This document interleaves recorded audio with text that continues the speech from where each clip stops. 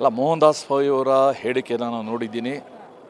ಅವರಿಗೆ ಸಹಜವಾಗಿ ವಿಶೇಷವಾಗಿ ಈ ಹಿಂದೆ ಸಿದ್ಧಾರ್ಥ ಅವ್ರದ್ದಾದಮೇಲೆ ನಿನ್ನೆ ರಾಯ್ ಅವ್ರದ್ದಾದಮೇಲೆ ಅವ್ರಿಗೆ ಅನ್ನಿಸ್ಲಿಕ್ಕೆ ಸಾಧ್ಯ. ಅದು ನಾನು ಅವರ ಭಾವನೆಗೆ ನಾನು ಗೌರವ ಕೊಡ್ತೀನಿ.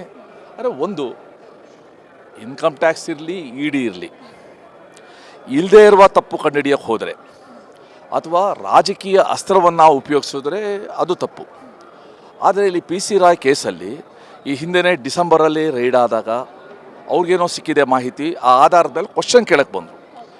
ಇದುವರೆಗೂ ನಾನು ಮಾಧ್ಯಮದಲ್ಲಿ ಓದಿರೋ ಪ್ರಕಾರ ಅವರ ಕ್ವಶನ್ ಕೇಳಿ ಅಥವಾ ಇಕ್ಕಟ್ಟಿಗೆ ಸಿಕ್ಕಿಸಿ ಅಥವಾ ಹರಾಸ್ ಮಾಡಿರೋ ಒಂದು ಪ್ರಸಂಗನೂ ಕೂಡ ಆಗಿಲ್ಲ. ಅವತ್ತು ಅವ್ರು ಯಾವತ್ತು ಗುಂಡು ಹಾರಿಸ್ಕೊಂಡ್ರು ಅವತ್ತು ಅವ್ರು ಕ್ವಶನ್ ಕೇಳಿದ್ರು ಅವರೇ ಸ್ವಲ್ಪ ಟೈಮ್ ಕೊಡಿ, ನಾನು ಹೊರಟು ಬರ್ತೀನಿ, ಇನ್ನೊಂದು ಕಾನ್ಫರೆನ್ಸ್ ರೂಮಲ್ಲಿ ಏನೋ ಭೇಟಿ ಮಾಡ್ತೀನಿ ಅಂತ ಹೋಗಿದ್ದಾರೆ.